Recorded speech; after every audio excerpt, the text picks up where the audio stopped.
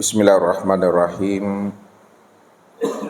Assalamualaikum warahmatullahi wabarakatuh. Alhamdulillah. Alhamdulillahilladzi nawwir qulubana binuril ma'rifati wal yakin wa adkhilna ma'al awliya'i wassalihin. Wassalatu wassalamu ala sayyidina Muhammadin nabi sayyidil mursalin wa ala alihi wa sahbihi rasulillahi ajma'in. Faqala Allahu ta'ala fil Qur'anil Karim, a'udzu billahi minasyaitonir rajim, bismillahirrahmanirrahim. Sanurihim ayatina fil afaq wa fi anfusihim hatta yatabayyana lahum annahul haqq. Wa fil ardi ayatul lil mukminin wa fi anfusikum afala tubsirun. Wa qala aidan fil ayatil ukhra wa ja'alna ala qulubihim akinnata ayyafqahuhu wa fi azanihim waqara wa in yaraw kulla ayatin la yu'minu biha. Sadaqallahul azim. Bapak Ibu, saudara-saudaraku, jamaah Bekasi, keluarga besar Pak Mardianto dan Pak Bambang yang dirahmati Allah. Apabila hati dan rohani setiap hamba tidak lagi dipermainkan serta diramaikan oleh dunia, nafsu dan akal fikirnya, maka ketika itulah setiap hati itu ada keinginan yang kuat untuk mengenal akan Robnya, sehingga dia bisa memahami siapa sejati dirinya yang sebenarnya. Orang yang telah terbuka rahasia dirinya, bahwa dirinya itu di hadapan Allah adalah diri yang la haula wala quwata illa billah, maka ketika itulah dia bisa menyadari sesadar-sadarnya bahwa Allah itulah yang sebenar-benar wujud. Allah itulah yang sebenar-benar tunggal, ahad, satu yang tiada berbilang. Maka di dalam surat Al-Ikhlas Allah menjelaskan dan menceritakan bahwa dirinya itu adalah wahdatul wujud, diri yang tunggal, esa, yang tiada berbilang. Apa kata Allah? Qul huwallahu ahad. Katakan hai Muhammad bahwa sesungguhnya Allah itu adalah ahad. Ahad itu artinya adalah satu. Satu itu maknanya adalah esa. Esa itu maknanya tunggal. Tunggal itu maknanya tiada berbilang. Tiada berbilang itu maknanya hanya dia satu-satunya. Hanya dia satu-satunya itu maknanya bahwa tidak ada diri yang lain selain daripada dirinya. Makna bahwa tidak ada diri yang lain selain daripada dirinya, hanya Allah sajalah yang wujud secara mutlak. Ya, disitulah Allah menjelaskan akan kewujudan, kemutlakan akan keesaan dirinya. Bahwa Allah menjelaskan tentang ketunggalan dirinya. Wal awalu, wal akhiru, wa zahir, wal batin. Dialah Allah yang awal, yang akhir, yang zahir dan yang batin. Kalau Allah sudah menjelaskan bahwa dirinya adalah yang awal, awal itu maksudnya bahwa Allah itu tidak ada permulaannya. Maknanya itu Bapak Ibu, sebelum adanya segala yang ada ini, maka dia yang lebih dahulu awal, yang ada sebelum adanya segala yang ada. Sebelum adanya kehidupan, maka dia yang lebih dahulu awal sebelum adanya kehidupan. Bahkan sebelum adanya kata-kata ada dan kata-kata awal, maka dialah yang lebih dahulu sebenarnya sebelum kata-kata awal dan ada itu ada. Maka disitulah pemahamannya Dia awal tidak ada ujungnya. Dia awal tak ada permulaannya. Karena ia berdiri dengan sendirinya. Itu menunjukkan bahwa dirinya itu wahdatul wujud. Jadi wahdatul wujud itu maknanya yang sebenarnya dialah diri yang esa akan ketunggalan, akan wujud dirinya sendiri. Bukan wahdatul wujud yang dipahami dalam artian yang salah dan keliru. Ya, selama ini ada sebahagian daripada orang-orang yang memahami namanya wahdatul wujud, dia memahami dua wujud menjadi satu wujud, dua titik menjadi satu titik. Padahal tidak pernah ada dua wujud menjadi satu wujud, tidak ada dua titik menjadi satu titik.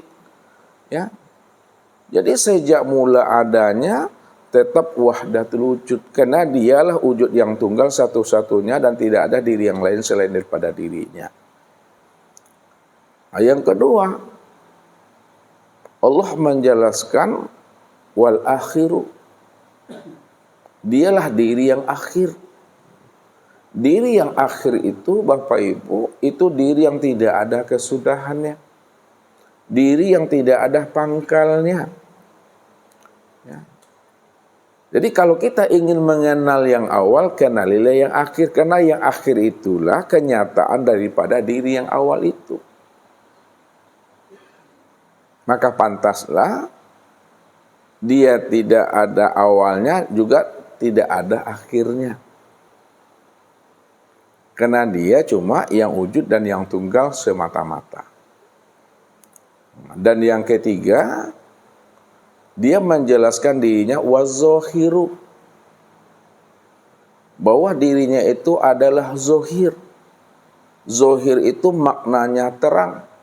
Terang itu nyata, nyata itu jelas. Jelas itu ya wujud.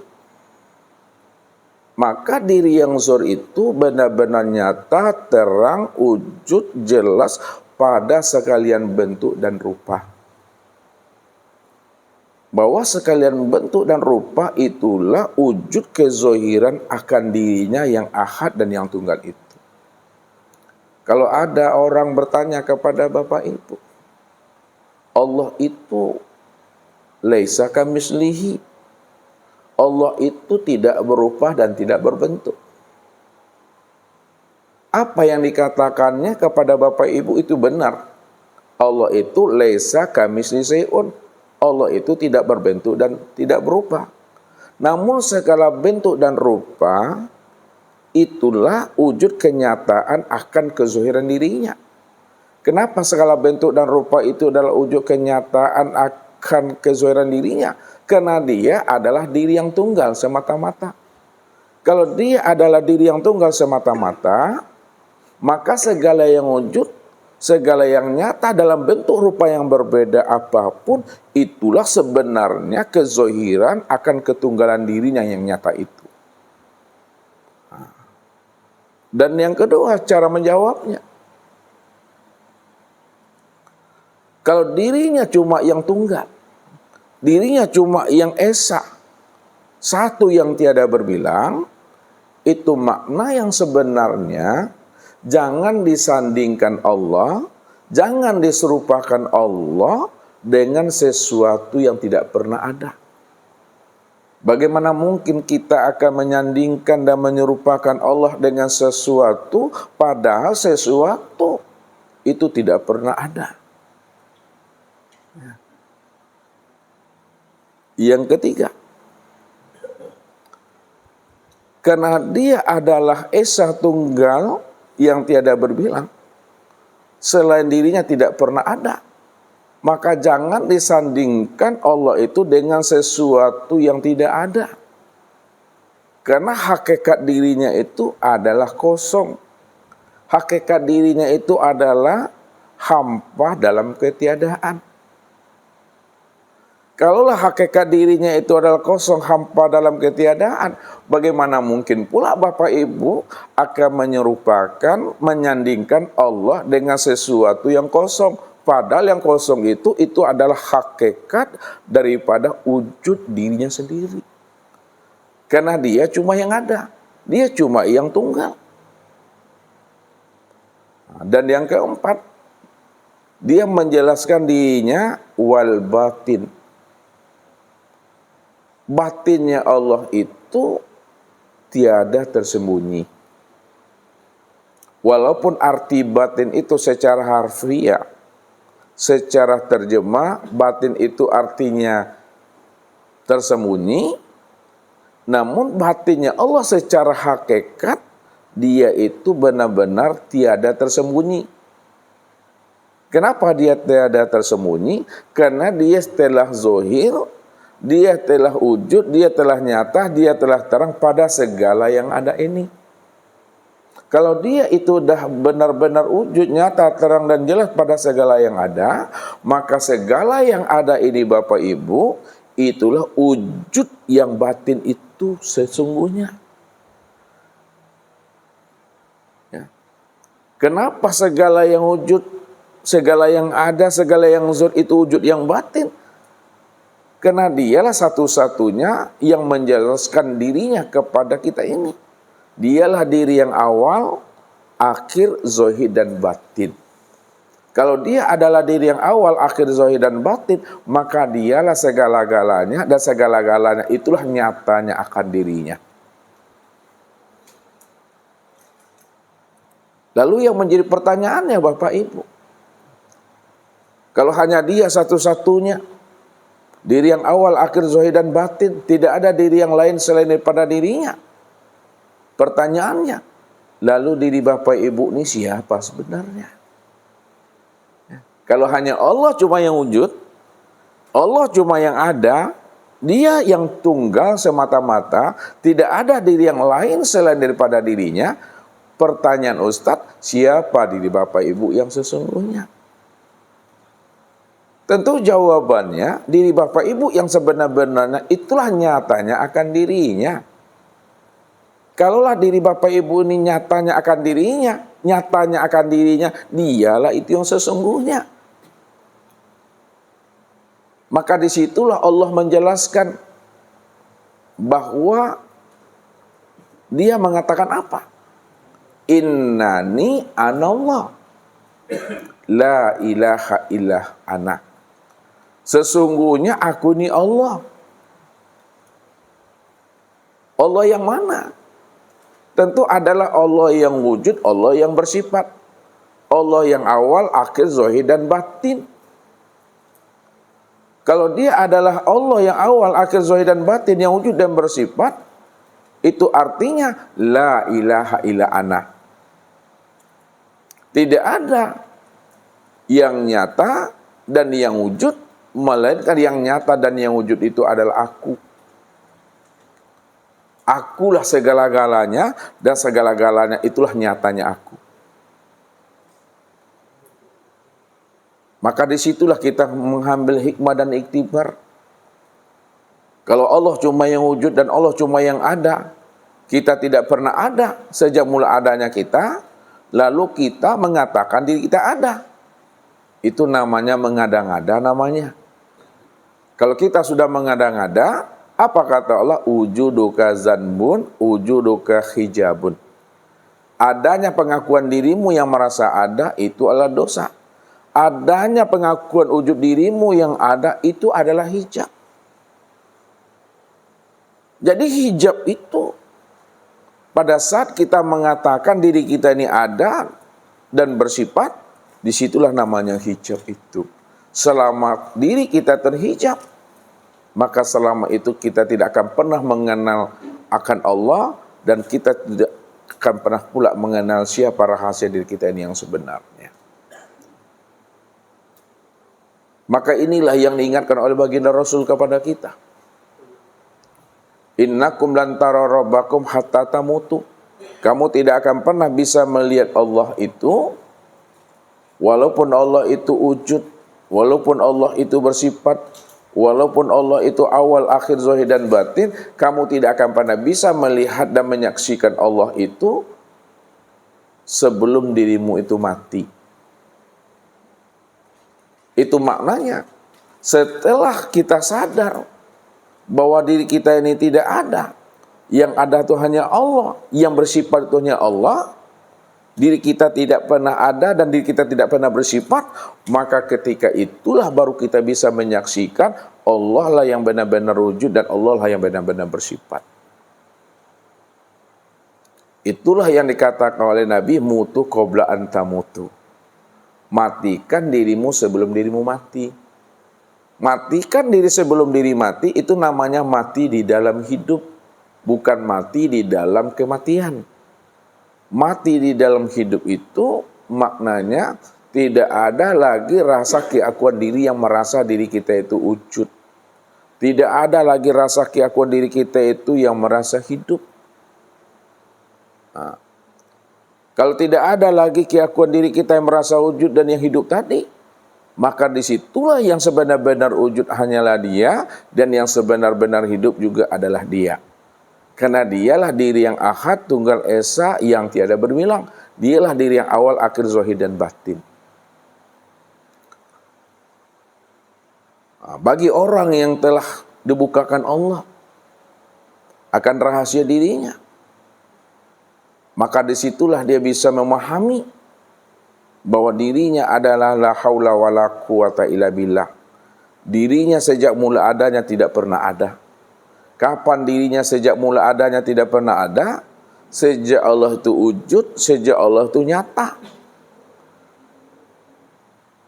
Jadi sejak Allah itu wujud, nyata, terang dan jelas, maka selama itu pula lah kita bisa memahami dan menyadari bahwa diri kita tidak pernah ada sejak Allah itu wujud dan nyata. Nah, karena Dia memang yang tunggal, yang esa, yang tiada berbilang. Akan tetapi orang yang ditutup Allah hatinya, orang yang digembok dan dikunci mati kolbunya oleh Allah,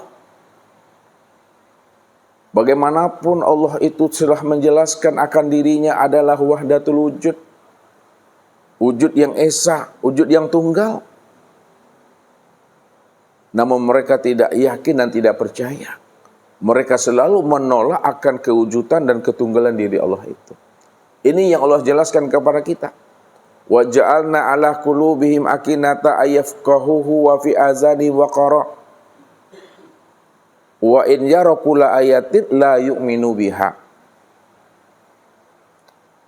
Dan apabila kami telah menjadikan hati mereka itu terkunci, telinga mereka itu dah kami sumbat, kata Allah, maka ketika itulah mereka tidak mampu memahami akan kewujudan Allah, dan mereka juga tidak mampu mendengar kalam-kalam Tuhan yang menyatakan bahwa Allah itu yang wujud, Allah itu yang hak. Wa in yarau kulla ayatin la yu'minu biha. Dan jikalau mereka telah diperlihatkan akan kewujudan Allah, akan kezahiran Allah, akan ketunggalan Allah, bahwa Allah itu adalah segala-galanya dan segala-galanya itulah nyatanya akan wujud diri Allah. Karena tidak ada diri yang lain lagi selain daripada dirinya. La yu'minu biha, kata Allah. Mereka tetap menolak kebenaran itu. Mereka tidak mengimaninya dan mereka tidak meyakininya itu. Jadi orang yang menolak akan wujudnya Allah pada dirinya, itulah orang yang zulumat. Itulah orang yang zolim. Itulah orang yang gelap. Ya, makanya Allah katakan apa kepada kita? Ulaikal ladzina kafaru bi ayati rabbihim wa liqaihi fahabitat a'maluhum fala nuqimu lahum yaumal qiyamatil wazna. Sesungguhnya orang-orang yang menolak akan kewujudan Allah, Allah yang zahir, Allah yang nyata, Allah yang awal dan Allah yang batin, ditolaknya akan kewujudan Allah yang telah nyata itu, maka apa kata Allah? Fahabitat a'maluhum. Maka seluruh amal ibadah yang mereka kerjakan, di mana mereka mengaku dan merasa dirinya telah melakukan amal yang terbaik, kata Allah, tanpa ia sadari amalnya menjadi kosong. Tanpa dia sadari amalnya menjadi batal. Karena dia menolak akan kewujudan Allah dan menolak akan pertemuan Allah yang sudah wujud nyata pada dirinya. Maka ketika itu apa kata Tuhan? Fala nuqimu lahum yaumal qiyamatil wazna. Maka amalnya sedikit pun tidak lagi diperhitungkan oleh Allah. Apalagi yang akan diperhitungkan Tuhan? Apalagi yang akan dipandang Tuhan? Apalagi yang akan diperhatikan Tuhan? Karena amalnya itu sudah meleleh, amalnya itu sudah mencair, amalnya itu sudah hampa, kosong. Itulah yang katakan amal yang fata morgana yang dilakukan selama ini. Maka malam ini Bapak Ibu, kita akan mencoba untuk menilik ke dalam siapa diri kita ini yang sebenarnya, supaya kita tahu yang sebenar-benar wujud dalam hidup ini. Sebab apabila kita telah tiada, maka kesempurnaan tiada itu ada. Kalau kita telah benar-benar mati, maka kesempurnaan mati itu hidup. Kalau kita sudah benar-benar tuli dan buta, kesempurnaan tuli dan buta itu adalah mendengar dan melihat. Kalau kita sudah meyakini bahwa diri kita ini bisu, kesempurnaan bisu itu adalah berkata. Kalau kita sudah bisa memahami diri kita ini bodoh, lemah dan papa, maka kesempurnaan bodoh itu adalah mengetahui. Kesempurnaan lemah dan papa itu adalah kuat dan kehendak. Siapa yang memahami? Tentu adalah orang yang telah dibukakan Allah ruhaninya untuk mengenal akan dirinya. Makanya yang sebenar-benar wujud, yang sebenar-benar hidup, yang sebenar-benar melihat, mendengar, berkata, mengetahui, berkuasa dan berkehendak, itu adalah Allah yang wahdatul wujud. Allah yang wujudnya satu-satunya, tidak ada diri yang lain selain daripada dirinya. Ini yang mesti dipatrikan. Ini yang mesti dijazamkan dalam qalbu. Jangan sampai Bapak Ibu menalak Tuhan, kehadirannya pada diri kita ini. Karena dia cuma yang wujud, dia cuma yang ada satu-satunya.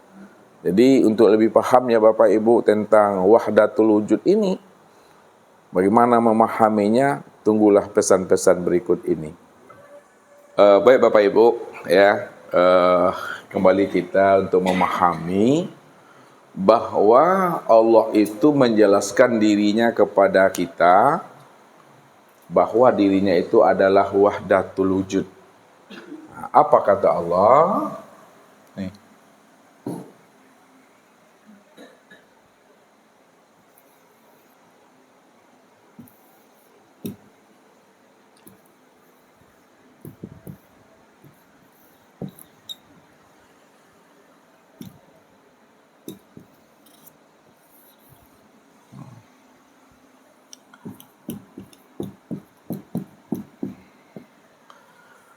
Qul huwallahu ahad.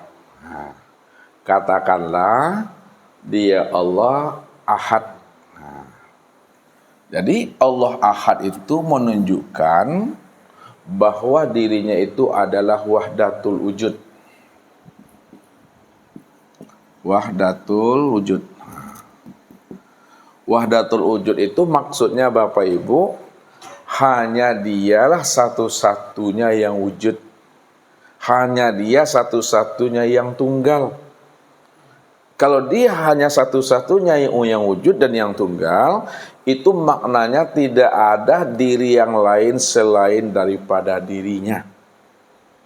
Kalau masih ada diri yang lain selain daripada dirinya, belum dikatakan wahdatul wujud, belum disebut namanya ahad. Jadi ahad, wahdatul wujud itu benar-benar bahwa dirinya itu esa. Ini maksudnya tuh. Esa itu ya tunggal. Tunggal itu tiada berbilang.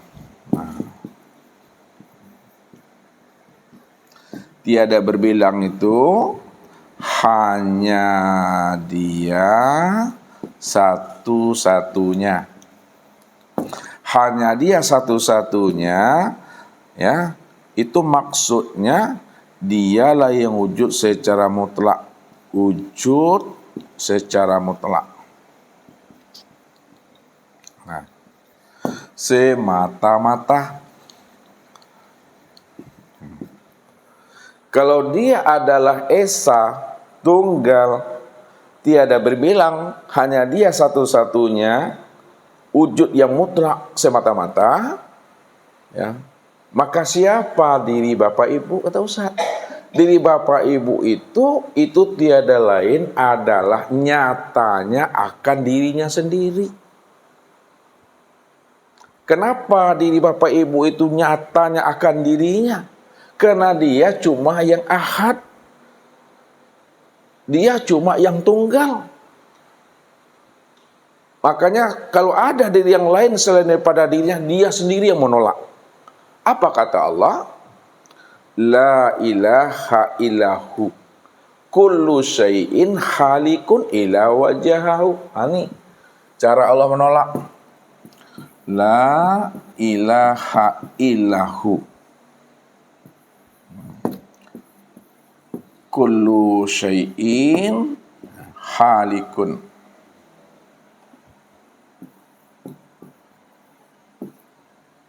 illa wajhahu.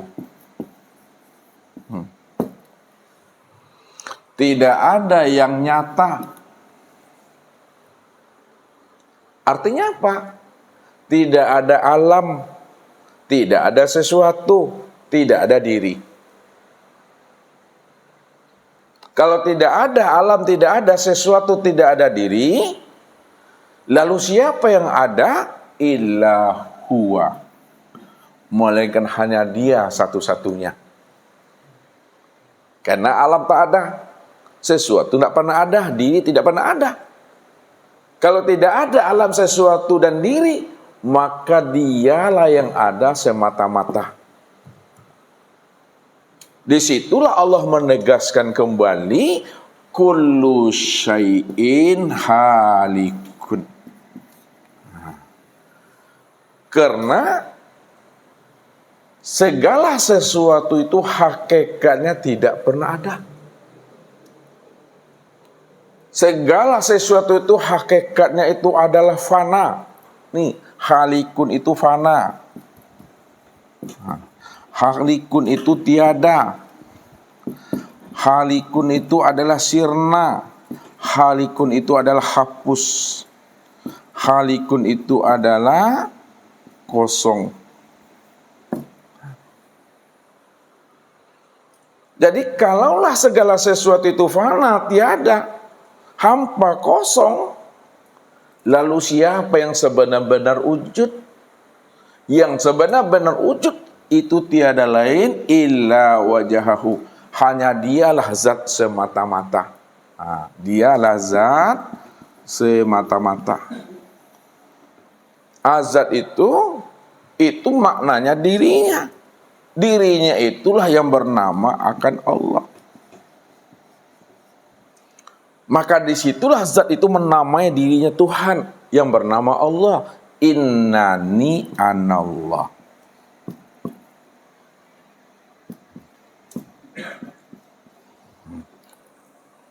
La ilaha illah ana. Sesungguhnya diriku adalah bernama Allah. Ya. Bahwa dirinya itulah yang bernama Allah. Dirinya itu mana? Itu zat itulah dirinya. Zat itulah yang bernama Allah. La ilaha illa ana. Tidak ada yang wujud, tidak ada yang nyata, melainkan wujud yang nyata itu adalah aku, kata Allah. Kalau Allah cuma yang wujud, Allah cuma yang nyata, maka Allah itu segala-galanya, dan segala-galanya itulah wujud nyatanya akan Allah itu yang sesungguhnya. Disinilah para ulama kasab memberikan jalan kepada kita supaya kita tidak tertipu memandang segala yang wujud. Karena segala yang wujud itu hakikatnya tidak ada. Kalaulah segala yang wujud hakikatnya tidak ada, maka segala yang wujud itu sebenarnya itulah nyatanya akan wujud diri Allah itu.